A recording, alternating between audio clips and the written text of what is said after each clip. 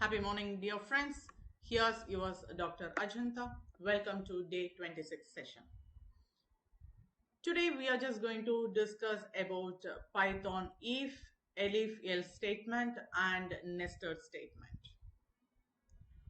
See here, dear friends, when so far we have just presented a Boolean option for condition statements with each if statement evaluating to either true or false. In Python, the if-elif-else condition statement has an elif keyword used to chain multiple conditions one after another. And here it is the exact syntax.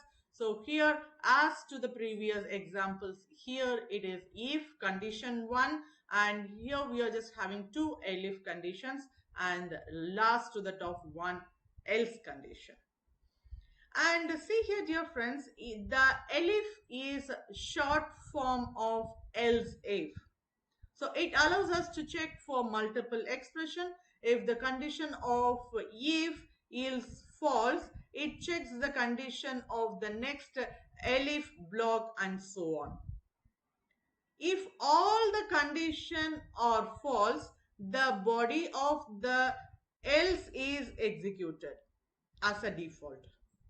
Only one block among the several elif, that is if, elif, else block is executed according to the condition, and in the if block can have only one else if condition, that is else if block, but it can have multiple elif block. Okay, dear friends, let me just look it with an example. See here, dear friends, this is a program where it just wants to check whether the given number, that is the variable declared number, is positive, negative or 0.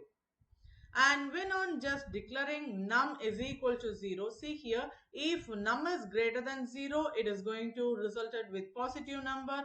Else if it just going to check one more the condition, that is num equivalent to 0, and last if both the condition it is not satisfied, it just going to get into the else block and print the number is negative.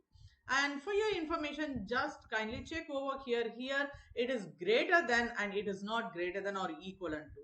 So here it just checks one condition whether it is greater than 0 or not.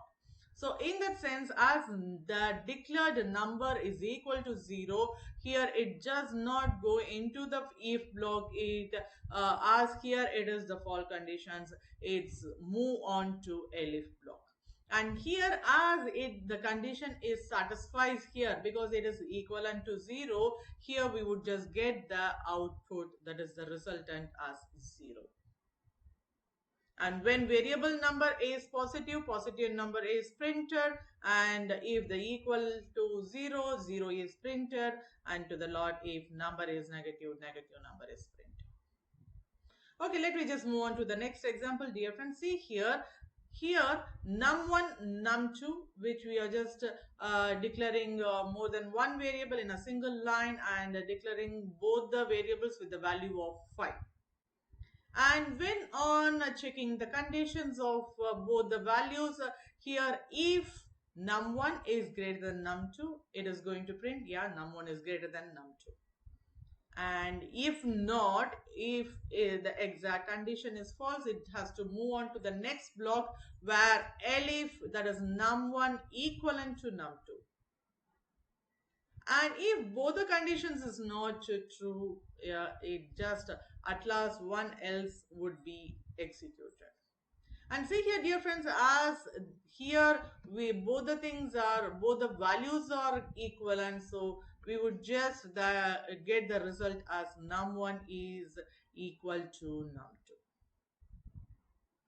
And that to the same here. See here, dear friends, for the example 3, here x is equal to 10, y is equal to 12, and if you are just making the condition of if x is greater than y, yeah, it is just going to make use of print x is greater than y. Else if x is less than y, and at last x equivalent y. And see, as we have already known x is less than y, here we would just get the resultant. And when just going on to the grade condition, we are having so many elif block here, but we have only one else block, as we have already specified. See here, dear friends, grade is equal to 96. That is what the declared one. If grade A is greater than or equal to 90, we have to specify it. That is the resultant to be A grade. And we already know that here the condition comes to true, so it is not going to enter into any one of the elif block or else block. So as here the condition is satisfied, it just move on to the execution of the resultant as A grade. And see here, dear friends, here if elif else statement with a logical operator, we can avoid writing nested condition by using logical operator and. And here it is the syntax, that is if condition and condition, and if this both the things are true, then it enters into the statement under the if conditions. And see here, dear friends, let me just see with an example here. If A is greater than 0 and A modulus 2, that is also 0, yeah, it is just going to print A is an even and positive integer. And we already have one thing. So if A is greater than 0 and A modulus 2, which is not an equivalent to 0, here we just have only one statement, that A is positive number. Apart from this, here we just directly making this A equivalent to 0. Yeah, A is 0. If it not, so if any of this condition, it is not going to be true, or if results with the false, yeah, it just jumps onto the else condition, that is else block. There we would be getting the resultant that A is negative. And as far as we know that A equivalent to 0, so here the second elif block would be executed. Here you can also make use of the if-elif-else statement with or logical operator. And we already know that a logical operator or comes both the operands in any one of the operands. If it is true condition, then it just enters into the code under the if block. And see here, dear friends, here with an example, I just want to illustrate it. User is equal to Arthur and access level is equal to 3. And if user equivalent to admin or access level is greater than or equivalent to 4, any one of the conditions should be true to give the access denied, that is to be resulted with access granted, or else it just goes for access denied. And here, as both the conditions are not satisfied, it just goes on to the else condition. Fine. Next, let me just move on to the Python nested if statement. We can have a nested if else or nested if elif else statement inside another if else statement. This is called nesting in computer programming. The nested if statement is useful when we want to make a series of decisions. Any number of the statement can be nested inside one another. Indentation is the only way to figure out the level of nesting. They can get confusing, so they must be avoided unless necessary. So we can use nested if statements or situation where we want to check for the condition if the first condition executes or true. Here I am just giving you two examples of us like options. You can just select any one of the things. See here, if condition outer is true, it just enters into the condition inner. And if this condition inner resulted with true, and that can be entered into the statement of nested if. If not, it just passes to the else block of condition inner.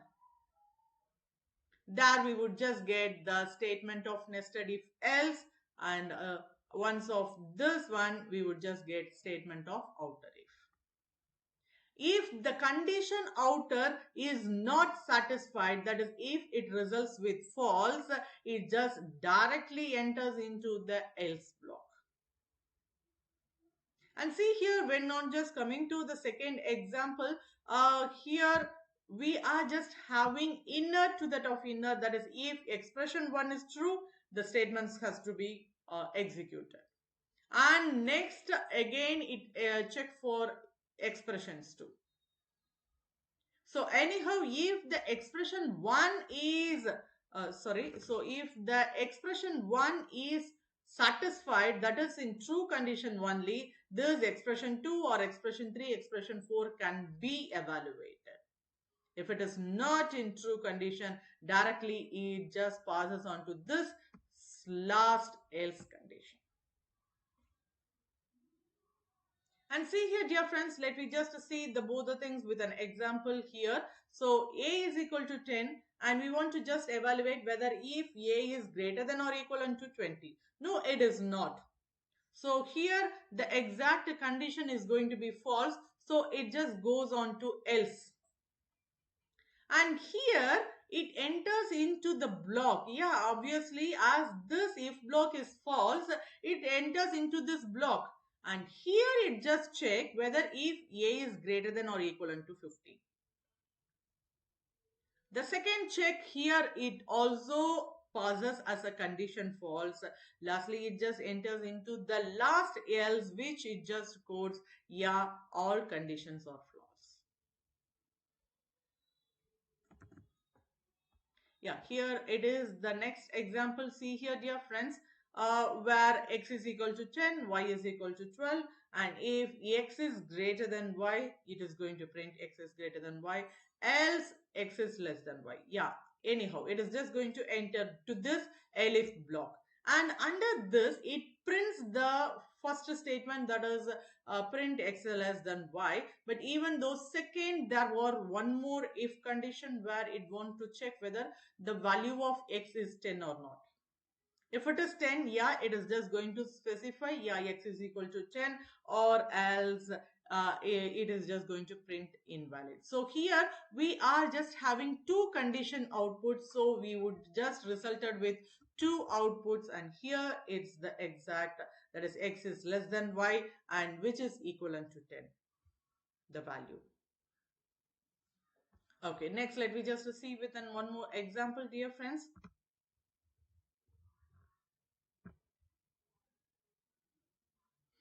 See, num1 is equal to 0, and if num1 is not equal to 0, it has to enter into this condition, that is into this statement. As this is false, it just directly jumps to the else conditions. And see here, dear friends, when on just making the exact formation of this condition, it just enters whether here if it is true, it just gets into the nested of that if is, or here if it else, here you can also just have else block and then further if and conditions checks here. So however you want, you can just make the nested functionality whether under if block or for else block, even though else if block. And as here we are just having that number 1 is equal to 0, the variable num1 is equal to 0, it just passes on to the second, that is the else condition, and here it is not going to check any of the condition further, so it just execute num1 is neither positive nor negative, but actually it is 0. Okay, and next let me just see the last one, that is, see here in this program we input a number, check if the number is positive or negative or 0, and display an appropriate message. So this time we use nested if statement. See here, we don't know what is the input number, so it just gets from the user, and with this number it executes, or that is, it checks the condition whether if the number is greater than or 0. And if it is so, it would check, yeah, it is equivalent 0 or it is a positive number. As if it is not just obtaining the condition. So if it is results to false, yeah, it is, seems to be that it is a negative number.